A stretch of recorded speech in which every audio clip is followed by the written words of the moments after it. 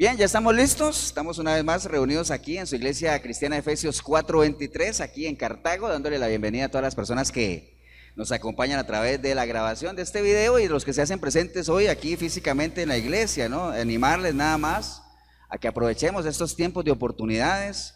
Cada vez que usted tenga la oportunidad de asistir o de participar de algo que tenga que ver con el nombre de Dios, obviamente, sanamente, aprovéchelo, no hágalo, porque los días que estamos viviendo son días bien complicados, son días difíciles donde el nombre de Dios cada vez es más difícil de encontrar, la presencia de Dios cada vez brilla por su ausencia en todo lugar, en todo evento que se hace. Así es que aprovechemos esos tiempos. Usted que está ahí en el video, este tiempo que va a dedicar, aprovéchelo bien, escuche bien, tome nota, busque su Biblia, escudriñe, analice, no solamente escuche, sino entienda lo que estamos hablando. Ustedes también, hermanos, aquí los que estamos presentes, dispongámonos con todo nuestro ser, espíritu, alma y cuerpo para recibir el consejo de la palabra. Amén, hermanos. Vamos a ir directo a la palabra, al libro de Marcos, capítulo 5. Busque el Evangelio de Marcos, capítulo 5. Vamos a ir al verso 18. Marcos, capítulo 5, verso 18. Ustedes me regalan un amén cuando lo tengan. Que usted lo tenga listo también. Dice la palabra así en el Evangelio de Marcos, capítulo 18. Dice, al entrar él en la barca, el que había estado endemoniado le rogaba que le dejase estar con él. Mas Jesús no se lo permitió, sino que le dijo, vete a tu casa, a los tuyos, y cuéntales cuán grandes cosas el Señor ha hecho contigo, y cómo ha tenido misericordia de ti. Y se fue y comenzó a publicar en Decápolis cuán grandes cosas había hecho Jesús con él, y todos se maravillaban. Padre, te damos gracias, Señor, por esta preciosa mañana, Señor, de domingo, en la que tenemos la oportunidad de estar reunidos aquí, Señor, como miembros de tu iglesia, como miembros de tu cuerpo, Señor, con todo nuestro ser dispuesto, Señor, a recibir ese consejo tuyo, Señor. Bendecimos este lindo momento y este precioso lugar que por tu misericordia has dispuesto para que podamos reunirnos, Señor. A cada persona aquí presente, cada familia representada por ellos, Señor, a cada persona a través del video que nos sigue, Señor. Que este sea un momento de reposo, un momento de refrigerio para nuestros huesos, porque para eso has dejado tu palabra, Señor, para que nos consuele, nos redarguya, nos anime, Señor, nos prepare para esos tiempos, Señor. Te damos gracias desde ya por todo lo que nos vas a dar a través de este mensaje, Señor. Te damos gracias, Padre, en el precioso nombre de Jesucristo, nuestro Señor. Amén. ¿Pueden tomar asiento, hermanos?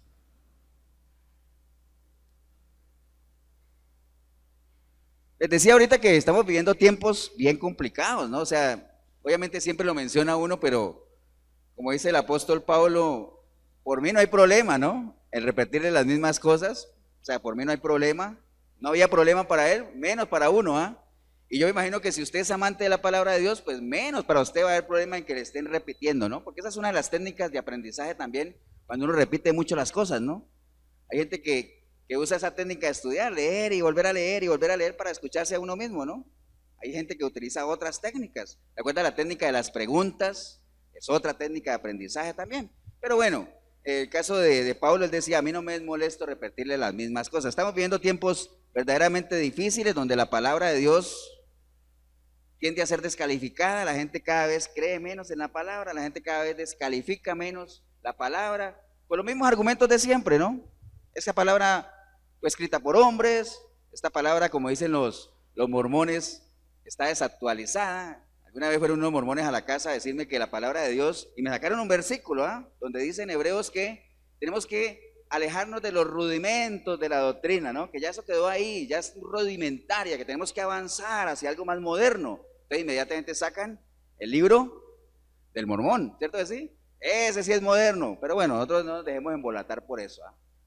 Los testigos de Jehová obviamente dicen, no, la palabra no es así, hay otra versión que es la de ellos, que tiene lo que ver verdaderamente importante, y le han quitado cosas, ¿no? Entonces la palabra de Dios ha tratado de ser descalificada, ha tratado de ser ridiculizada, pero pues no han podido, porque realmente los que creemos en Dios sabemos que la palabra y Él son uno mismo, que la palabra de Dios son los pensamientos de Él, y que cada vez que usted abre la Biblia, pues está abriendo lo que es la mente de Dios, amén. Entonces, como todo es relativo, la palabra la quieren volver relativa, pero no, la palabra de Dios es absoluta, porque es la misma de ayer, de hoy, de siempre. ¿Por qué la palabra de Dios es la misma de ayer, de hoy y de siempre? Porque como la palabra de Dios son uno mismo, y Dios es el mismo de ayer, de hoy y de siempre, entonces Él y su palabra no cambian, son inmutables. Amén. No hay cambio en Él, ¿no? Entonces, pero la gente sí. Hoy en día, la vida del cristiano, entre comillas, depende del estado de ánimo en que se encuentre. Si está bien, está gozoso; si está mal, está triste, levanta su corazón contra Dios. Entonces, todo gira alrededor de las circunstancias que rodean la vida de cada una de las personas que se dicen llamarse cristiano, ¿no? Pero los que conocemos palabras sabemos que la vida del cristiano va mucho más allá de las emociones que pueda estar atravesando, amén. Por eso es que usted no es extraño que usted vea a alguien metidito en la palabra, atravesando muchas adversidades, que pueda decirse: estoy gozoso, estoy contento, ¿no? Estoy alegre. ¿Por qué? Porque ya sabemos que Dios es la paz en medio de la tormenta, que ya lo hemos comentado varias veces, pero es algo que a nosotros nos puede servir de consuelo, ¿no? Saber que aún en medio de la mayor dificultad que usted pueda tener, usted puede tener paz, que es lo que a veces irrita a los que no son de Dios. ¿Cómo es posible que esa persona en medio de tanto problema se sienta dichoso, se sienta gozoso, ¿no? Pero bueno, esa es la vida del cristiano, una paz que supera cualquier entendimiento, ¿no? ¿Estamos, hermanos? Entonces, obviamente decía eso más que todo porque ayer que estaba ya en la iglesia de Pavas, llegó un muchacho que siempre lo veo ahí en el discipulado, a veces lo veo, se desaparece 4 meses, vuelve y aparece, se desaparece 6 meses, vuelve y aparece. Ayer estaba ahí buscando al pastor de Tibor y entonces conversé con él y me dice: no, es que se me murió mi hermano y estoy acongojado y que bueno. Entonces digo: pero qué raro, apareces solo en esos momentos, ¿ah? ¿Y tú por qué te desapareces?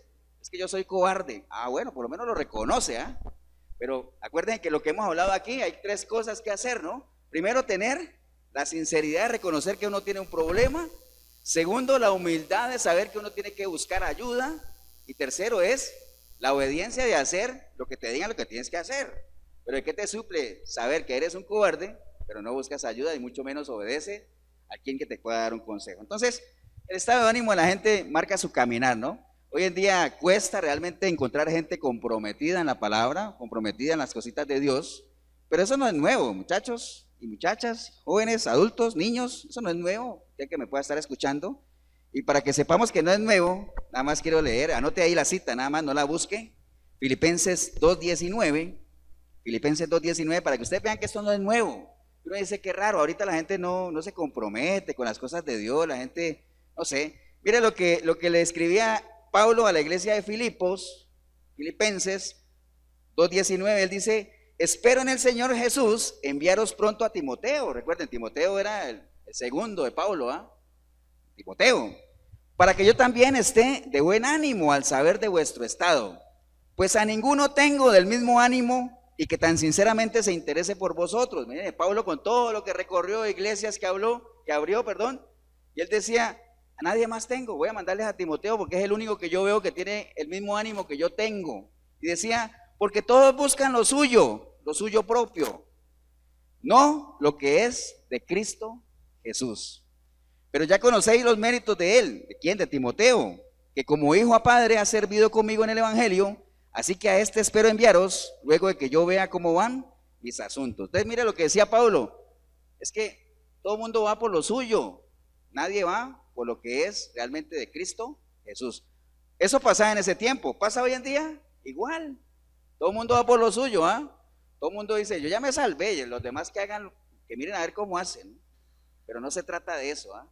Recuerde que aquel que habiendo alcanzado la salvación se sienta nada más a esperar a que venga el Señor Jesús, dice la palabra que es el más digno de conmiseración, o sea, es el más miserable de todos, ¿ah? De todos los miserables, ese es el más miserable, ¿no? Más digno de conmiseración. Entonces, eso no es nuevo realmente, de que la gente vaya detrás de lo suyo, pero bueno, aún así, falta de compromiso, aunque seamos testigos de que hay poder en la palabra para cambiar vidas. Lo hemos visto gente que ha cambiado realmente. Yo creo que todos los que estamos aquí y todos los que están viendo el video saben que realmente hay poder en la palabra para cambiar vidas. Amén.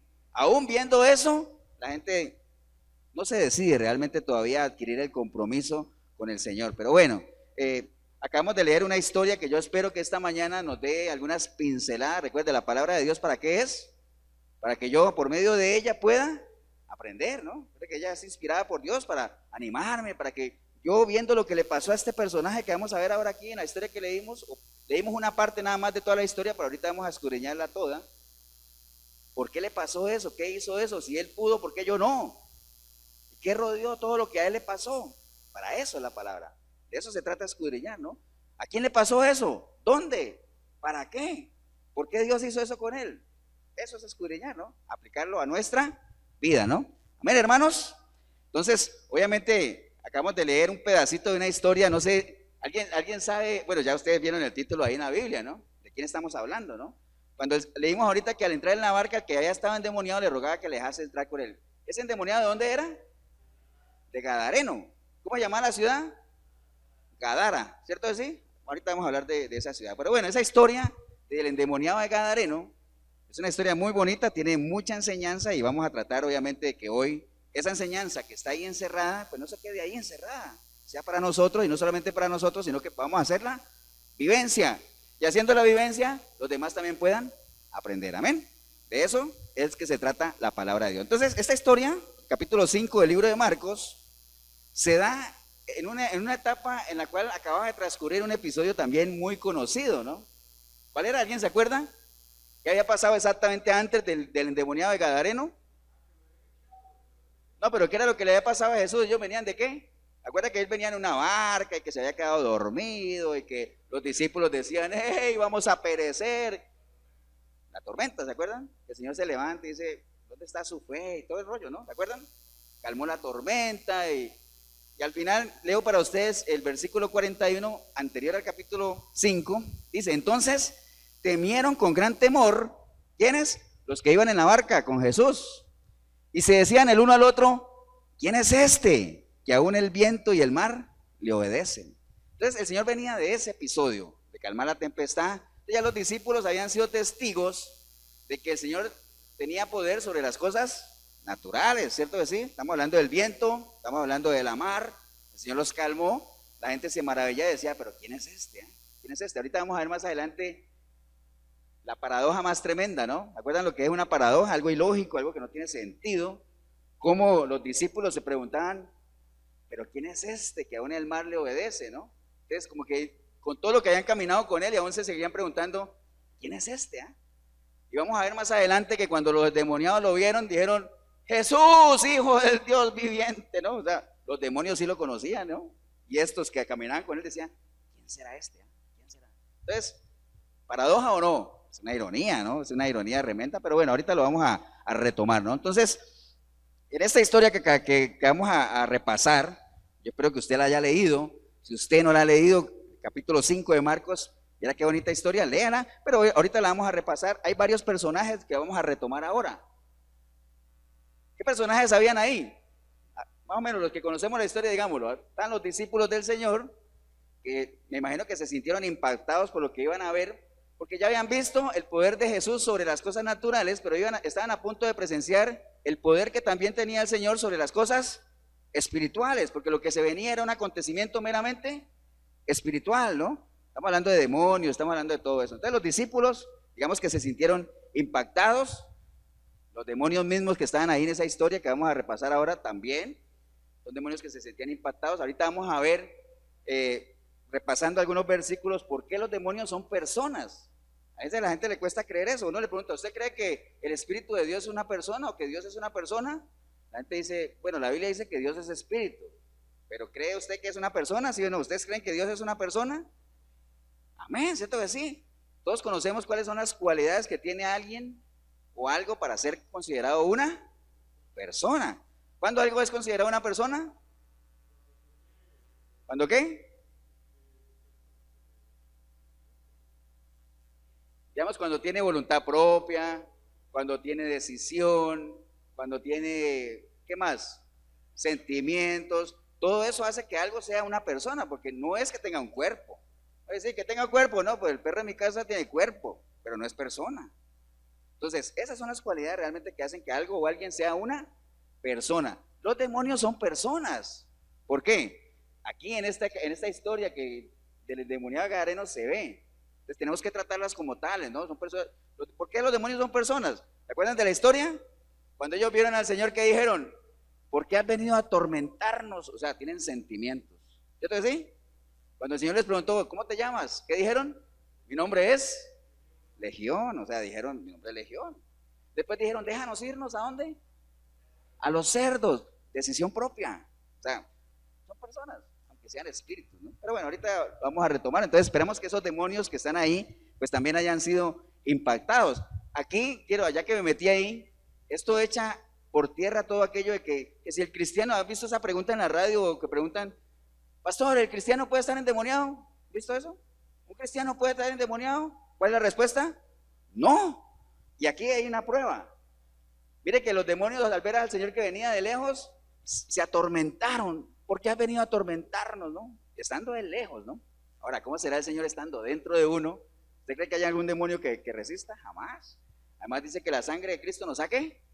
Limpiado de todo. Entonces, eso de que usted le entrega su vida a Cristo y que después tiene que someterse a yo no sé cuántas sesiones de liberación y sanidad y limpieza, porque ahí quedan cosillas.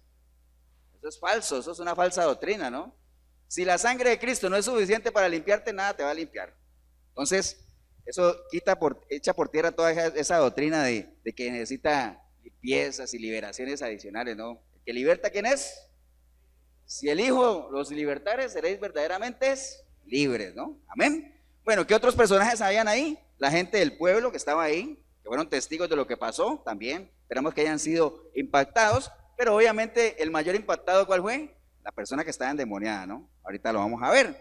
Entonces, vamos a ver en esa persona lo que en algún momento nosotros predicamos aquí de lo que es el verdadero proceso de la conversión, ¿no? Recuerde que la conversión es un proceso, ¿no?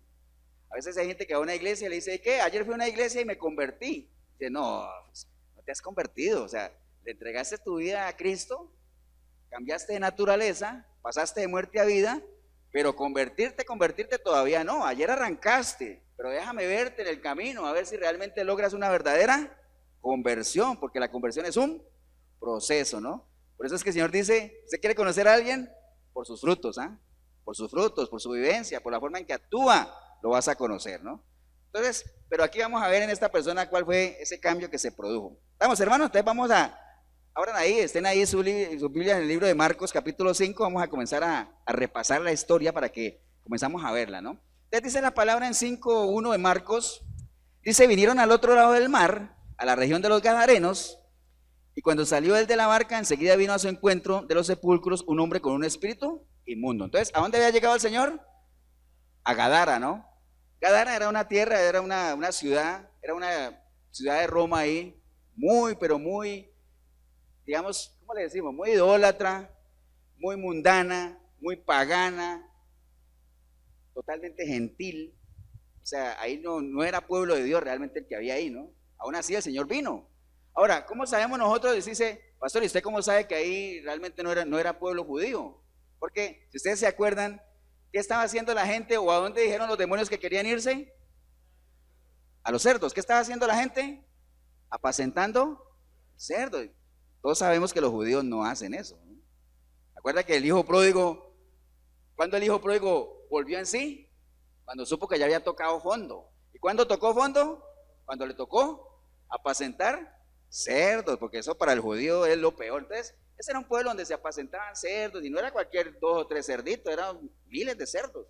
Entonces, no era un pueblo judío, realmente era un pueblo totalmente pagano, ¿no? Totalmente gentil. Pero bueno, aún así el Señor llegó ahí, porque dicen que Él llegó ahí y se bajó de la barca.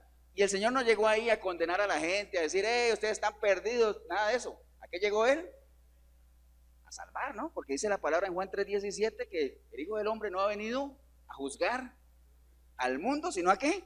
A que el mundo sea salvo por él, ¿no? Entonces Jesucristo no vino aquí a condenar y todo eso, obviamente, vino aquí a salvar a quienes, a todo aquel que en él crea, ¿no? Entonces ya es decisión de cada persona, no es decisión del Señor, ¿no? Entonces, obviamente el Señor llegó ahí y a lo mejor era gente en el tema de la salvación, gente ya totalmente desahuciada o descartada, decir, no, ese pueblo realmente no tiene salvación, pero recuerde que para salvación Dios no hace acepción de personas, nosotros no podemos descartar a nadie para temas de salvación. Por eso cuando usted a veces puede verlo a uno hablando ahí con el guarda que cuida los carros o el que limpia los caños o cualquier persona ahí, que uno diría, ¿Para qué pierde el tiempo con esa persona? Esa persona no va a cambiar, pero bueno, uno hace su parte, ¿no? Hay que sembrar, otro regará. El Señor es el que da el crecimiento, amén. Entonces no descartemos a nadie, el Señor no descartó a esta gente, llegó aún así, porque Él dice ahí que Él no se quedó en la barca, sino que Él dice que salió de la barca, amén. Entonces salió al encuentro de la gente, realmente no se quedó a esperar ahí a ver qué hacía, el Señor llegó ahí a ver en qué podía ayudar. A nosotros mismos, cuánta gente en su momento cuando estuvimos fuera de los caminos de Dios no nos desechó, es decir, ese no tiene salvación, ese no cambia, deséchalo, podrían decirle a la esposa de uno cuando uno estaba caminando mal, o a usted le había pasado, o a usted en el video, ese tipo, esa mujer no sirve ya, deséchalo, ¿no? Pero bueno, para Dios todavía no hay nadie desechable, ¿no? Para Dios cada uno de nosotros es un alma, cada uno de nosotros es un potencial templo del Espíritu, y Él ya pagó el precio, ¿ah? Ahora esperemos obviamente que cada una de las personas pues reaccionen, ¿no? Entonces en el versículo 2 vemos que Él salió de la barca, amén. No sé si ustedes han escuchado una canción que se llama, esa que dice que tú has venido a la orilla, ¿se acuerdan? Esa canción me acuerda de niño porque era una canción que en la católica la cantábamos, pero cuando yo era de la infancia misionera, me acuerdo. Estamos hablando, no, mejor ni digo. Tiempo, ¿ah? Tú has venido a la orilla, no has buscado ni a sabio ni a rico, tan solo quieres que yo te siga. Te dice, Señor, tú me miraste a los ojos y sonriendo dijiste mi nombre, ¿no? Y en la arena, ¿qué dejé?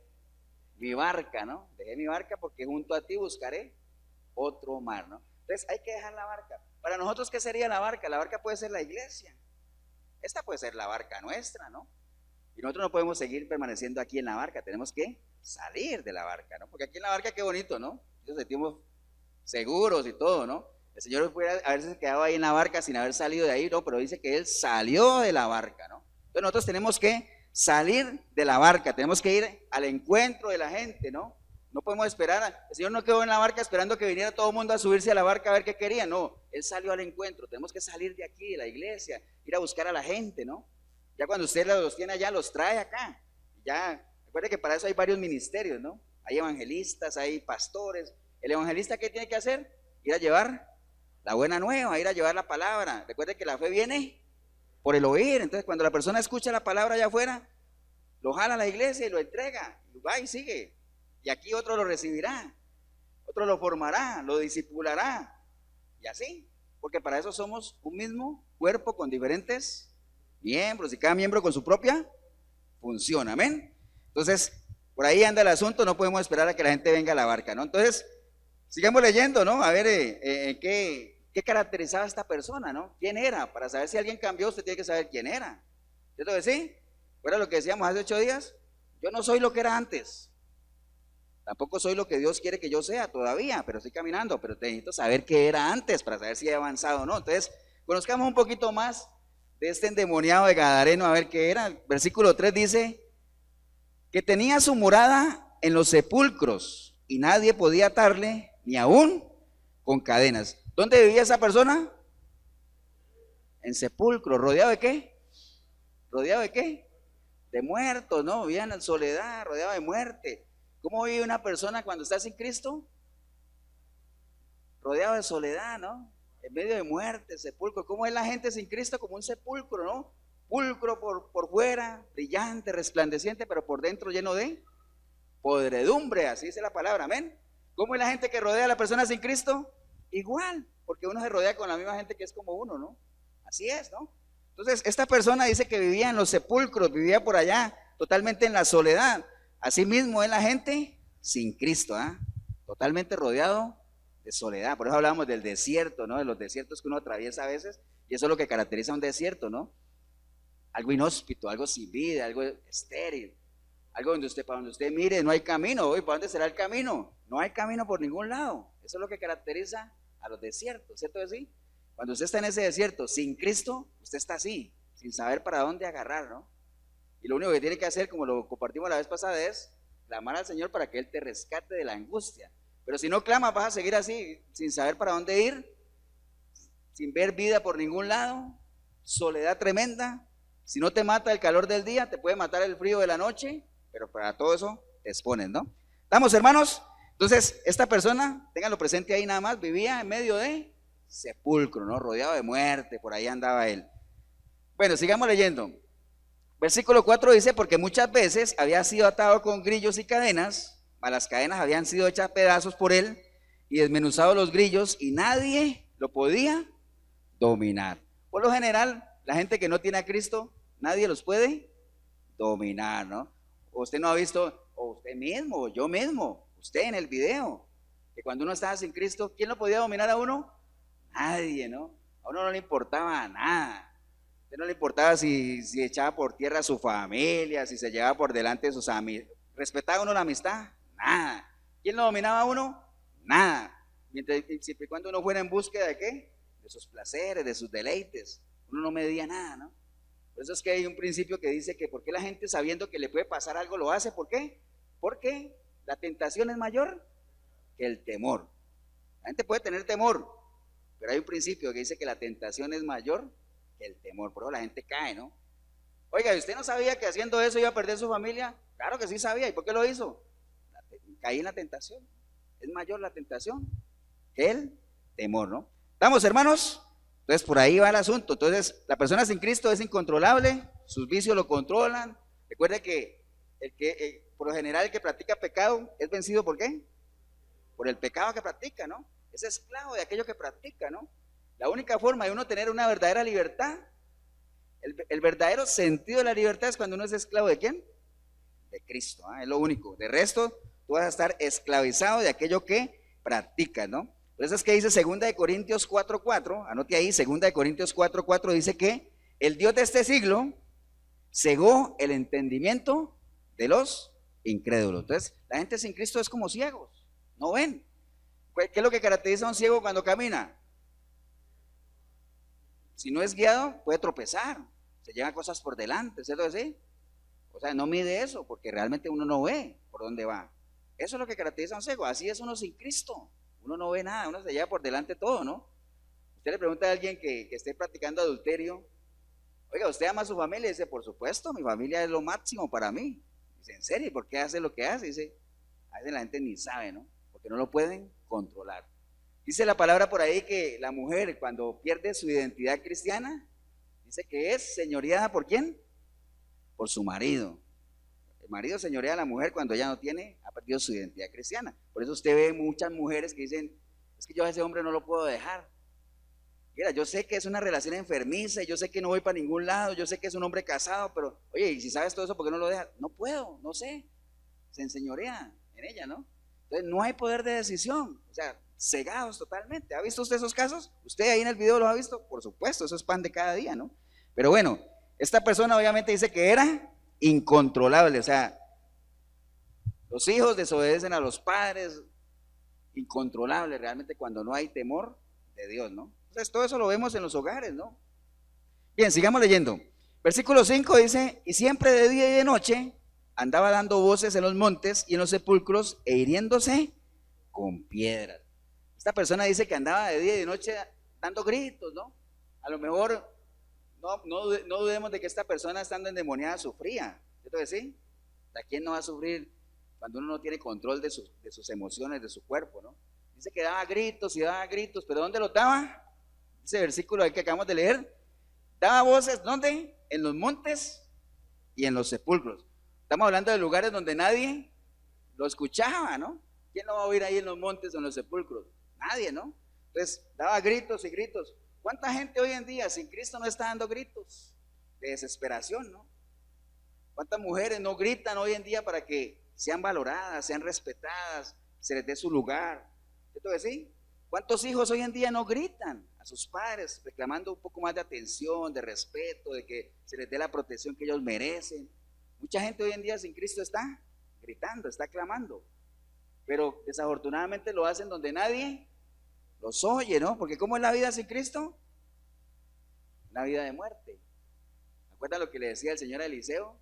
Oye, Eliseo, mostrándole ¿qué? Un valle de huesos secos. Le dijo, ¿vivirán estos huesos? Y yo, bueno, si tú quieres, Señor, religiosamente, le digo, no, bueno, es tu deber hacer que esos huesos vivan, ¿no? Pero mientras estemos sin la presencia de Dios, vamos a estar viviendo en un valle de huesos secos. Y podemos gritar lo que querramos, pero ninguno de esos huesos nos va a escuchar, ¿no? El único que nos va a escuchar en medio de esa angustia, ¿quién es? El Señor, nada más, y nos puede rescatar. Dice que la mano del Señor no se ha cortado. Él puede meter la manito donde tú estés, te puede sacar y te puede pasar de muerte a vida, sacarte del reino de las tinieblas y trasladarte al reino de la luz admirable de su Hijo, ¿no? Pero bueno, tenemos que saber obviamente a quién gritar, ¿no? Ese es un problema del mundo sin Cristo hoy en día. La gente está gritando, pero está gritando a donde no deberían gritar, ¿no? Clama al Señor. Esa es la verdadera clave del asunto. Sigamos leyendo. El versículo 6 dice: cuando vio pues a Jesús de lejos, corrió y se arrodilló delante de él, ¿no? Miren, los demonios, cuando lo vieron, corrieron y se postraron delante de él, ¿no? Estaba yo viendo en estos días que algo que contrasta con, usted sabe que los testigos de Jehová no reconocen que Jesús es Dios, ¿cierto? ¿No? No reconocen que Jesús es Dios y tienen sus versículos y todo eso. Pero este es un versículo que uno podría usar porque mire que dice que se arrodillaron delante de Jesús y él permitió eso. ¿Por qué lo permitió Jesús? Porque él es Dios. ¿Recuerda cuando Juan se le arrodilló delante de un ángel, que el ángel le dijo: hey, no, párate ahí, porque tú y yo somos consiervos, párate, solo delante de Dios se puede uno postrar? Los ángeles ni lo permitían, pero mire que Jesús sí lo permitió. ¿Por qué? Porque él es Dios, él es divino, ¿no? Pero bueno, ese es un paréntesis que hice ahí nada más. Pero bueno, entonces, algo ahí, los demonios se postraron delante del Señor porque reconocían su deidad. Amén. Y los discípulos todavía preguntándose allá que quién era él, ¿no? Ironía de la vida, ¿no? Versículo 7 dice: y clamando a gran voz dijo: ¿qué tienes conmigo, Jesús, Hijo del Dios Altísimo? Te conjuro por Dios que no me atormente, ¿no? Desde ahí en adelante viene ya el encuentro personal del endemoniado con Jesucristo, ¿no? Y ustedes saben que cuando hay un encuentro personal con Cristo, tiene que haber un impacto, tiene que haber un resultado, ¿no? Como le pasó a Pablo, que antes era Saulo de Tarso. Todos los que hemos tenido un encuentro personal con el Señor, sabemos que para nosotros hay un antes y un después, amén. Si el después suyo, bueno, usted en el video sigue siendo igual que el antes, es porque realmente usted no ha tenido un verdadero encuentro personal con el Señor. Entonces vamos a seguir leyendo la historia, que está muy interesante, a ver qué pasó con el endemoniado. Ya sabemos varias cosas de él, ¿no? Sabemos que estaba viviendo en una región donde era totalmente pagana, idólatra, donde era muy factible que la gente sufriera de eso. ¿Por qué? Porque la presencia de Dios brillaba por su ausencia, ¿no? Vivía en los sepulcros, era una persona con una fuerza descomunal, porque la presencia de Satanás en él le daba tremenda fuerza que nadie podía controlarlo. Gritaba de noche y de día, una persona que sufría. Pero bueno, vamos a ver qué pasó con esta persona. Dice que cuando lo vio, obviamente se postró delante del Señor y de ahí en adelante le dijo que por qué lo venía a atormentar. Ahí vienen unos versículos, que es lo que les comenté ahora, de que dijeron que no nos atormentes, que mándanos a los cerdos se fueron por un abismo y se murieron, ¿no? Pero bueno, ¿qué fue que pasó en la vida de este hombre? Miremos el versículo 19, vaya usted más adelante al versículo 19. No, perdón, el versículo 9, no 19, sino 9. Y le preguntó: ¿cómo te llamas? Y respondiendo, le dijo: me llamo ¿cómo? Legión, ¿no? Me llamo Legión. ¿Quién contestó esa pregunta? ¿El hombre o los demonios? Los demonios, ¿cierto que sí? El hombre no tenía ni para eso podía decidir decir su nombre. El hombre había dejado de ser Pablo, Pedro, Antonio, no sé cómo se llamaba, ¿no? Marco, no sé cómo se llamaba. Ya él perdió su identidad, ¿no? Porque la persona sin Cristo pierde su identidad, amén. Cambia de nombre. Por eso es que usted comienza a ver ahí gente malandra que uno conoce y ve en la televisión y dice: no, y todo el mundo, alias yo no sé qué, ¿no? Alias el come muerto, alias el mechas, el ladrón, el embustero, el borracho, el drogadicto, el estafador. La gente cambia su nombre, ¿no? Ya el nombre de uno pasó a un segundo plano. Y no crean que solo los hombres, las mujeres también, ¿eh? La adúltera, la amante, la bochinchera. Ya uno cambia de nombre, ¿no? O sea, pasa a ser otra persona. Aquí le preguntó: ¿cuál es tu nombre? Legión, no le dijo su nombre, ¿no? Perdió totalmente su identidad, ¿no? Entonces, obviamente ya uno pierde lo que es. Por eso es que cuando usted viene a los pies del Señor, también anteriormente le cambian el nombre a la gente también. ¿Recuerda que a Jacob cómo le pusieron? Israel, ¿no? A Saulo de Tarso ¿cómo le pusieron? Pablo. El Señor le dijo a Pedro: oye, tú eres Simón, pero serás Cefas, ¿no? Le cambió el nombre, ¿no? Porque así es, cuando tú vienes a los pies de Cristo también tienes la posibilidad de cambiar de naturaleza, cambiar de lo que eras antes, ¿no? Pero bueno, Sigamos, el versículo 15. Dice, vienen a Jesús y ven al que había sido atormentado del demonio y que había tenido la legión. ¿Cómo lo vieron? Lo vieron sentado, vestido y en su juicio cabal. Y tuvieron miedo, ¿no? ¿Estaremos hablando de la misma persona? ¿Cómo así? Que vinieron y lo vieron sentadito, vestidito y en su juicio cabal. O sea, tranquilo, ¿ah? ¿A quién? Al que antes decíamos que eran encadenados y que nadie lo podía controlar, ¿cierto? Solo la mano de Dios puede hacer eso. Hemos conocido casos, ¿o no? De muchachos que están metidos en drogas, en vicios, donde los meten a un centro, los meten a una clínica, se desintoxican un año, 6 meses, van allá, salen y vuelven y caen. ¿Han visto?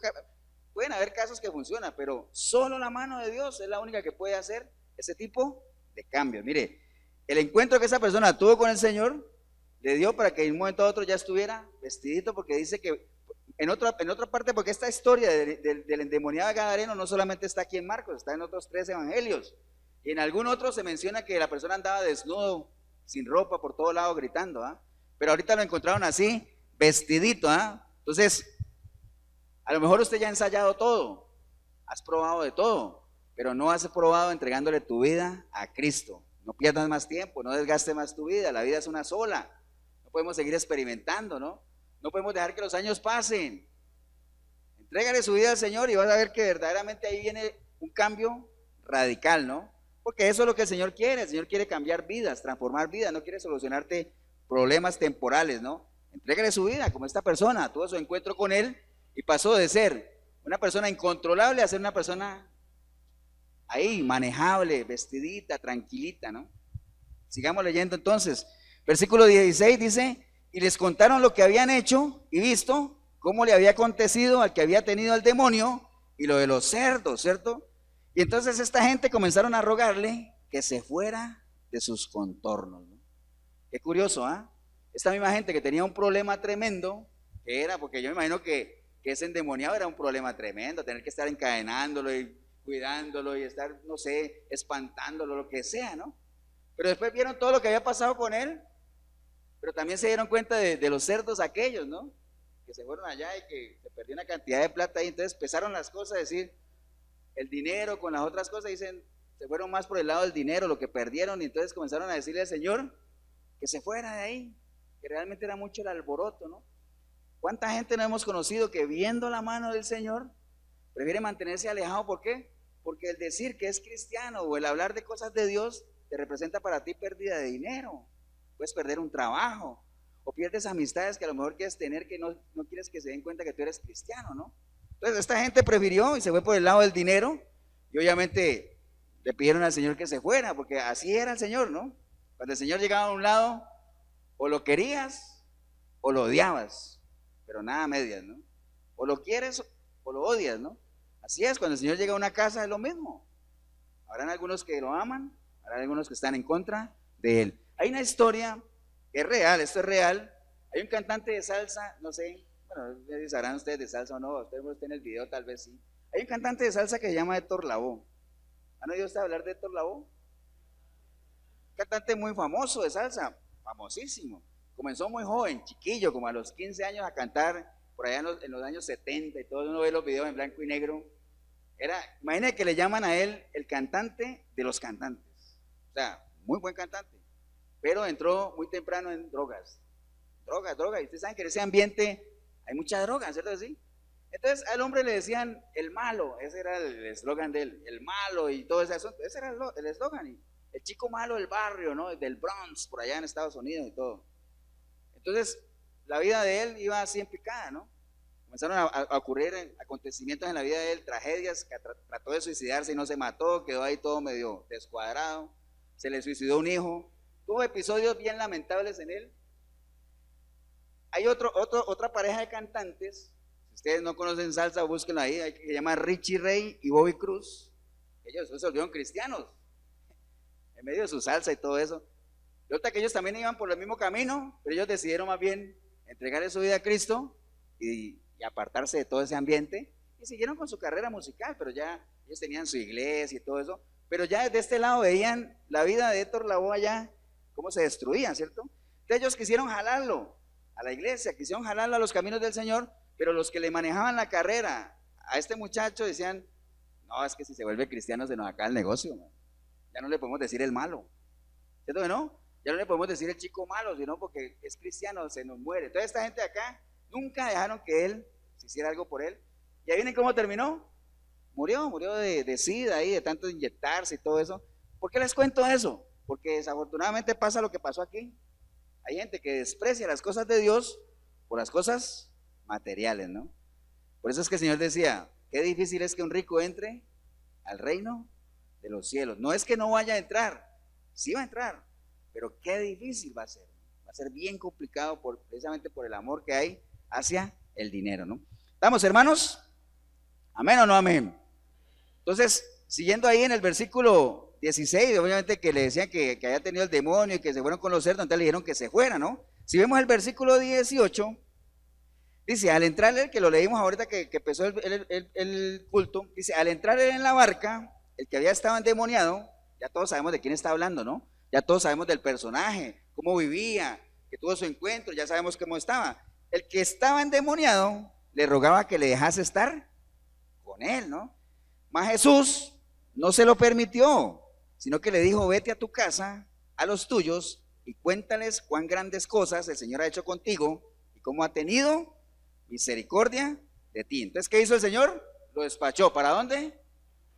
Para su casa, ¿no? ¿Ustedes se acuerdan dónde vivía este endemoniado cuando empezamos a leer? En sepulcro, vivía apartado, o sea que no vivía con su familia. ¿Y a dónde lo mandó el Señor? A su casa, porque ¿dónde es el primer lugar donde un creyente tiene que empezar a dar testimonio? En su casa. Amén. La verdadera obra evangelizadora, misionera, empieza en la familia, ¿no? Aunque la palabra dice que los primeros obstáculos que uno va a tener van a ser los de su propia casa, pero ahí es donde tenemos que empezar. El Señor lo mandó para allá. Digo, vete a tu casa, o sea, vete y predícales, diles realmente lo que el Señor ha hecho en tu vida, ¿no? Es más, le dio una misión a él. Le dijo, cuéntales cuán grandes cosas el Señor ha hecho, ¿no? Amén, hermanos. Entonces, porque a pesar del rechazo, ustedes se acuerdan que el Señor le dijeron, vete de aquí, no, aquí no queremos nada contigo. Él dijo, mandó al endemoniado, vete y cuenta las cosas que tú has hecho, las grandes maravillas, ¿no? Porque ya que a mí no me dejan, dijo el Señor, pues ve tú, ya que a mí no me lo permiten, hazlo tú. Vayan la misión tan tremenda que tenía esa persona de ir a hacer algo que al Señor no le dejaron que él hiciera, ¿no? Porque así es el Señor, ¿no? El Señor dice, yo estoy aquí, si tú me abres yo entro y si tú me permites, yo sigo. Y si no quieres que yo venga aquí, simplemente limpio el polvo de mis pies y voy jalando, ¿ah? Bueno, así no dice, pero jaló de todas formas.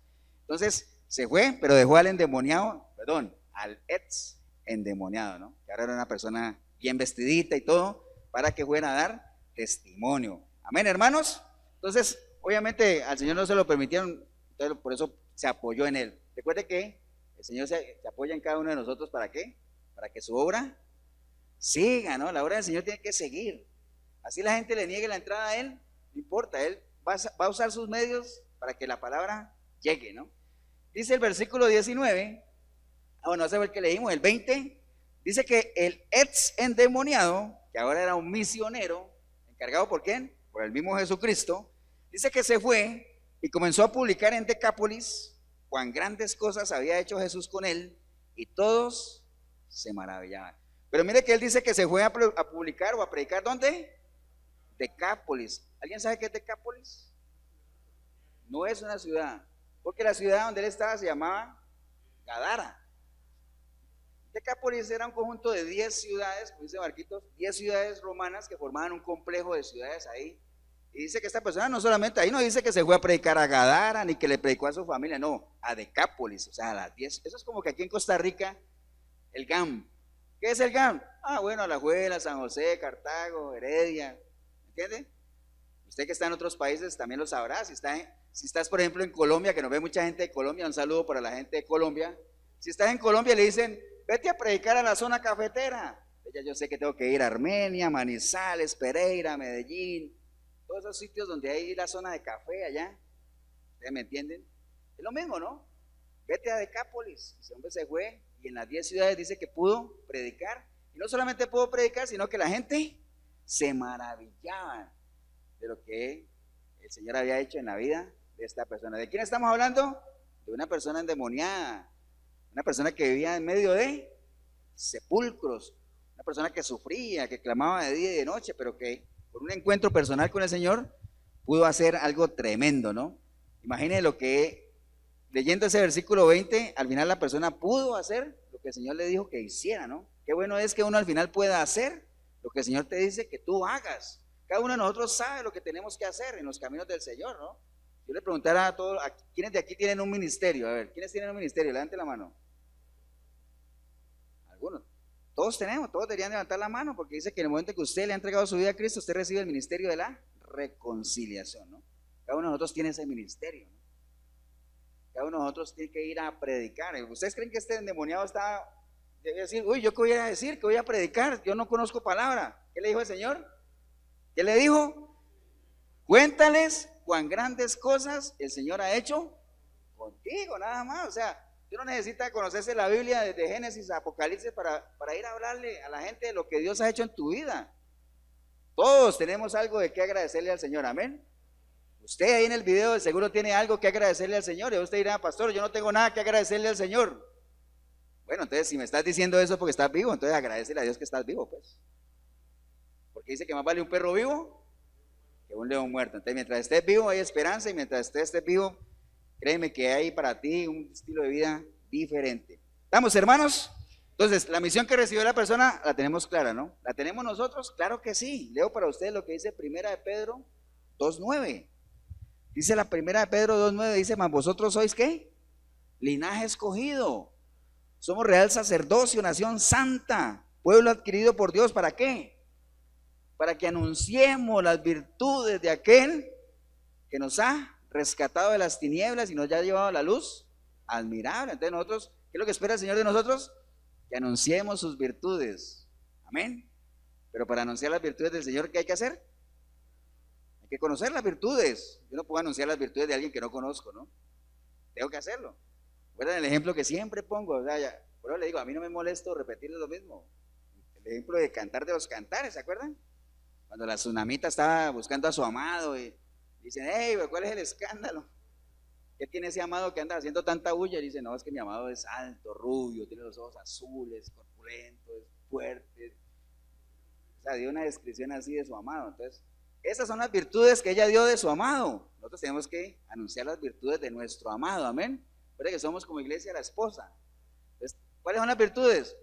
Aquí están todas. Lea los evangelios, ahí están algunas de ellas. El Señor es misericordioso, es amoroso, es perdonador, es justo. Amén. Todas esas son virtudes que nosotros tenemos que anunciar. Es la misión que el Señor nos ha puesto, ¿no? Todo aquel que ha sido liberado de la esclavitud tiene la obligación de ir a anunciar esas virtudes. Porque recuerde, para eso el Señor liberó el pueblo de la esclavitud. ¿Recuerdan lo que le dijo Moisés y Aarón a Ramsés? ¿Se acuerdan? Deja ir a mi pueblo, ¿para qué? Para que me adoren, para que me alaben, para que me sirvan. Para eso hemos sido liberados, ¿no? Entonces, si usted siente que en algo debe contribuir a lo que el Señor ha hecho por usted, sírvale nada más. No duden en anunciar sus virtudes, porque para eso es, ¿no? Pero para eso nosotros tendríamos que salir ¿de dónde? De la barca. Tenemos que salir de la barca, no podemos quedarnos dentro de la barca todo el tiempo, ¿eh? Tenemos que salir de la barca, ¿no?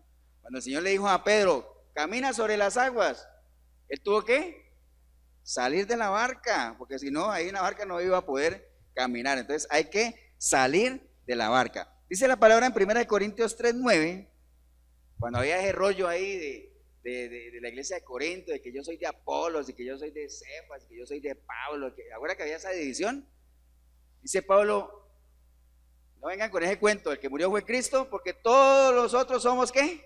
Colaboradores de Dios, ¿no? ¿Usted sabe lo que es ser colaborador de alguien?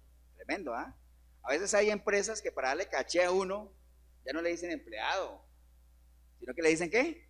Colaborador, ¿no? ¿Cuál es tu código de colaborador? Entonces ya uno se siente, wow, la parte de la empresa es mía, aunque no sea nada, ¿no? Pero bueno, colaborador, entonces, ¿qué caché? Realmente somos colaboradores de Dios, ¿no? El Señor necesita colaboradores, ¿no?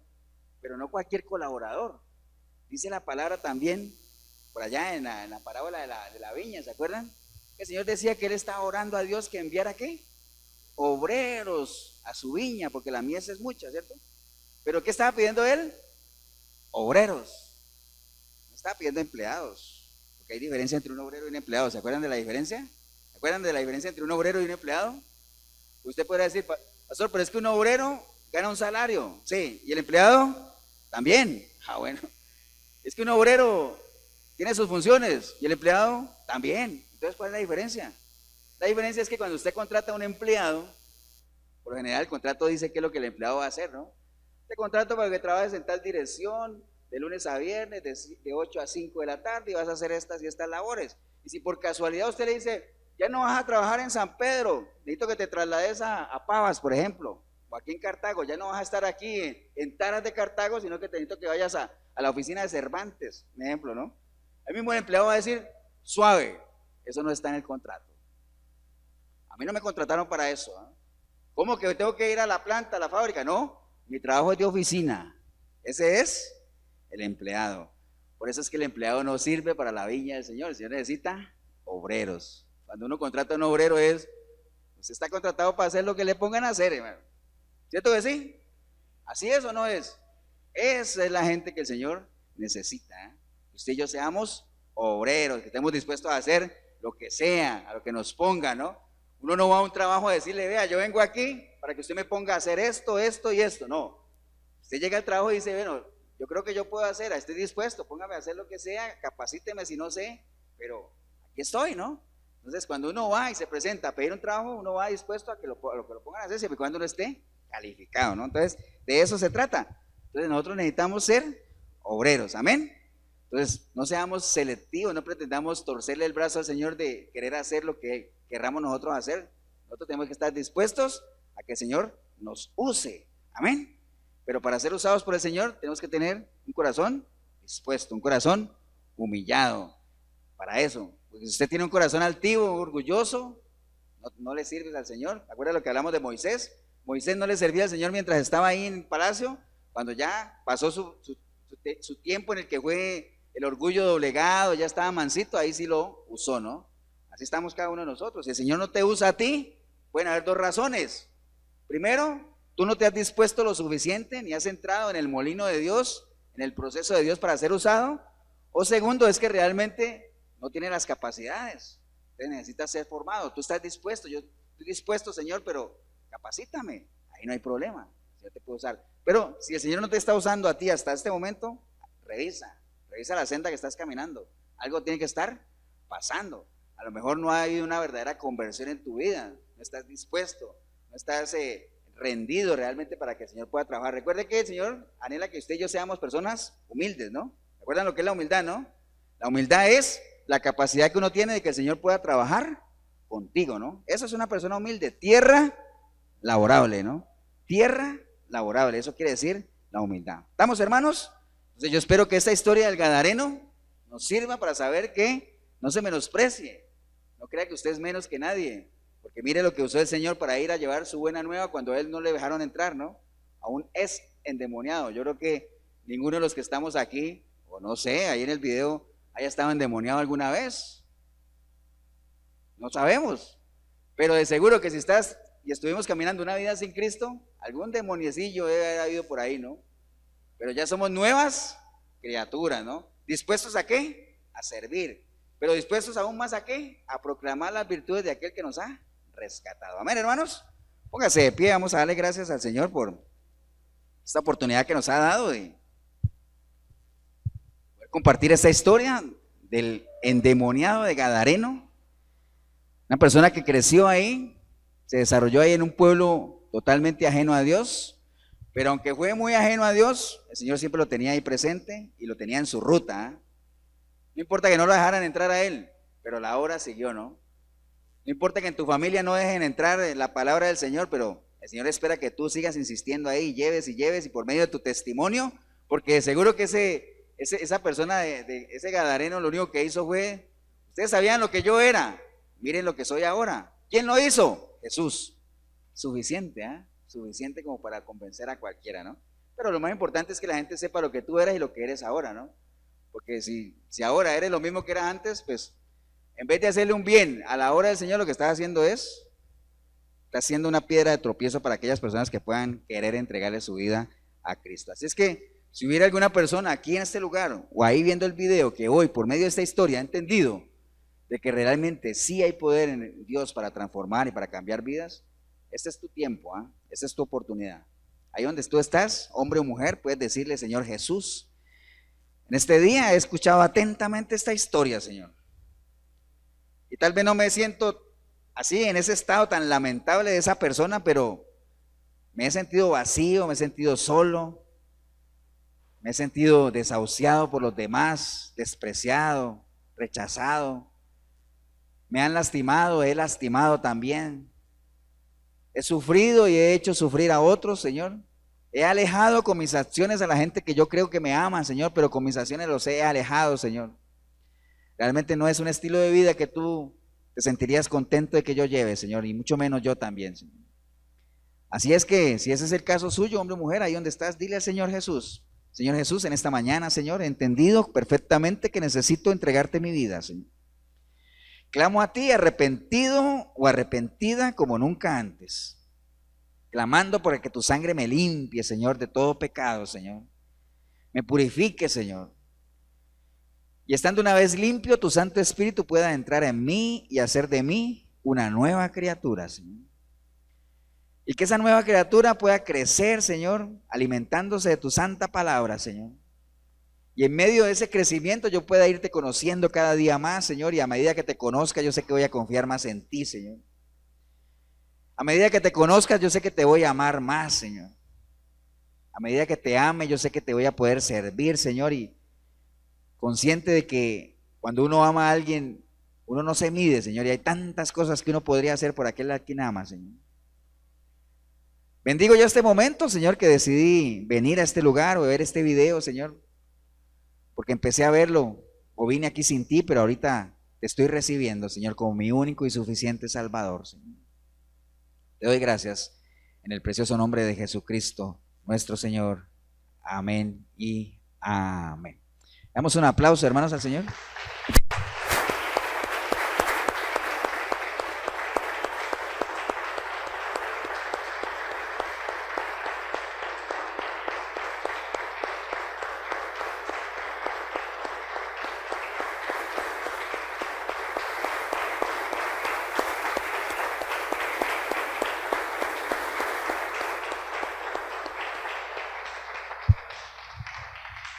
Bien, si usted hizo esta oración, pues felicitarle, como siempre lo hacemos, y animarle nada más. Esto apenas está empezando, ¿ah? Es una carrera de resistencia, es una carrera que terminará solamente al final de la jornada, o sea, cuando estemos ya en la presencia del Señor. Mientras estemos aquí, candidatos a caer, ¿no? ¿Quién es candidato a caer? El que está de pie, ¿no? ¿Quién es candidato a morir? El que está vivo. ¿Quién es candidato a enfermarse? El que está sano, ¿no? Entonces, por eso es que la palabra dice que si tú piensas que estás bien, cuídate, que no caigas, ¿no? Ahora, si tú estás mal, pues yo espero que hayas hecho esta oración y ya has pasado de muerte a vida, has pasado de las tinieblas a la luz, pero ya la responsabilidad recae en ti de que te mantengas, ¿no? ¿Cómo te puedes mantener? Busca al Señor por medio de la palabra para que lo conozcas, congrégate en una iglesia, apóyate en gente que conoce un poquito más para que te puedan aconsejar cómo crecer espiritualmente. Siempre lo decimos, si estás arrancando desde cero, los evangelios, conoce a la persona de Jesucristo, que es lo más importante. Ya después te podrás ir a meter al Génesis, cómo empezó todo, después a Hechos, cómo evolucionó la iglesia, después el ministerio de Pablo. Bueno, tantas cosas que uno puede hacer, pero por ahora enfócate en los evangelios para que conozcas a la persona del Señor Jesucristo, ¿no? Si en algo podemos ayudarte, la iglesia Efesios 4:23 en Cartago, costado norte de las ruinas, aquí en el centro comercial El Dorado, el salón de eventos. Estamos todos los domingos a partir de las 9:30 de la mañana. Centro comercial El Dorado, costado norte de las ruinas, domingo 9:30 de la mañana. 87725957 es mi teléfono. El pastor Eber Molina también, si en algo te podemos ayudar. Hoy domingo, como todos los domingos, a partir de las 8 de la noche en la 105.9 de la FM Radio Urbano, está el programa Sinceridad, también de la iglesia Efesios 4:23, 105.9 de la FM, o a través de este canal en YouTube también nos pueden sintonizar. Que el Señor los bendiga, un abrazo y nos vemos en una próxima oportunidad.